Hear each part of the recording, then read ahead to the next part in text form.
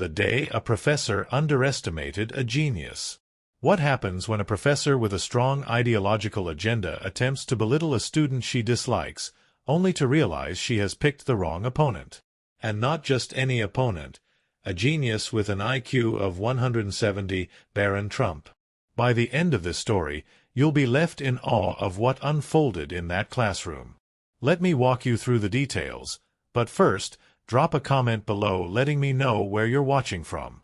At one of the most prestigious universities in the United States, Dr. Linda Markham had built a reputation as a brilliant but polarizing figure. Her advanced calculus class was known for two things: her deep knowledge of mathematics and her increasingly apparent political leanings. Though her academic achievements were undeniable, many students had begun to notice that her lectures were straying away from pure mathematics and becoming more about social ideology. That particular morning, as students filed into the large lecture hall, there was an unusual air of anticipation. Something felt different. Instead of the usual intricate equations or calculus problems scrawled across the massive whiteboard, a simple but striking message awaited them. Today's topic: rethinking academic priorities.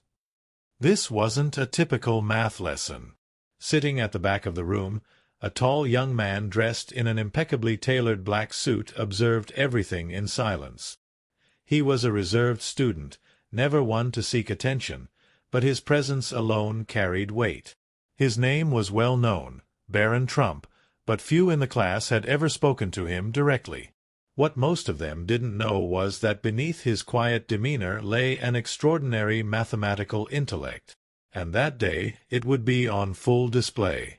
The professor's bold declaration.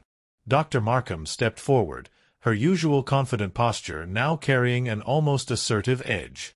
She adjusted her glasses and addressed the class with an air of authority. "Mathematics," she began, "while undoubtedly a valuable discipline, must evolve to reflect the challenges of our modern world. We, as academics, cannot afford to ignore the broader social and political implications that influence our field." A few students exchanged uncertain glances. This wasn't exactly what they had signed up for in an advanced calculus class. Some had already been growing weary of the increasing political discourse embedded in her lessons, but no one dared to speak out. That is, until a single hand was raised. It was Barron Trump. A hush fell over the room as all eyes turned toward him. He rarely participated in class discussions, and his sudden involvement caught everyone by surprise. Even Dr. Markham, who had expected no resistance, hesitated for a moment before acknowledging him. "Yes, Barron?" she asked, her voice carefully measured. With a calm and respectful tone, Barron spoke. "Professor, while I understand the importance of societal discussions, wouldn't it be more appropriate for those conversations to take place in courses dedicated to philosophy or political science? Mathematics, after all, is a universal language. It doesn't carry bias, nor does it change based on social trends." His words hung in the air, causing a ripple of murmurs across the room. Dr. Markham, slightly taken aback by his directness, quickly responded, attempting to reassert control. "Numbers may not have bias," she conceded, "but the way we apply them certainly does. To truly understand mathematics in today's world, we must also acknowledge the structures of power that shape its use." Barron nodded but remained unfazed. He took a brief moment before replying. "That's an interesting perspective, Professor," he said, his voice steady. "But mathematics has been the foundation of every major technological advancement in human history. It has fueled progress in medicine, engineering, physics, fields that have saved countless lives. If we begin shifting our focus away from pure mathematics, aren't we risking the very progress that has built modern civilization?" A deeper silence settled over the room. Some students leaned forward, intrigued by the unfolding exchange. A few even nodded in agreement. Dr. Markham, visibly displeased with being challenged in her own domain, tightened her grip on the marker in her hand. A battle of wits. "You make a compelling argument," she admitted, forcing a small smile. "But let me pose a question back to you. If math is truly neutral, Why do we see such disparities in access to STEM education?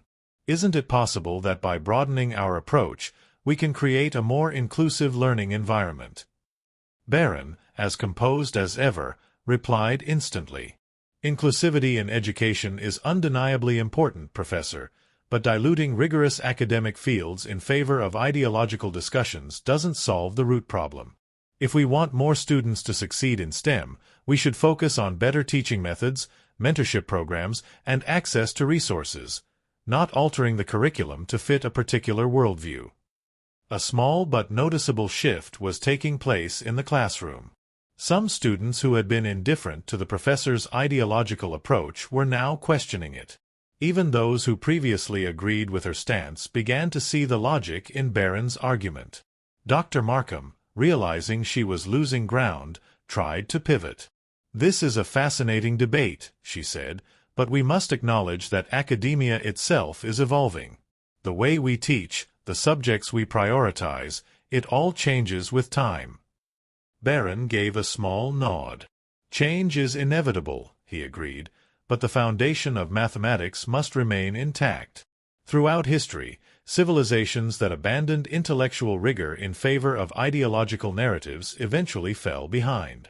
If we allow that to happen here, we'll be doing a great disservice to future generations. The entire room was now captivated. Some students looked at each other, realizing they had never considered this perspective before.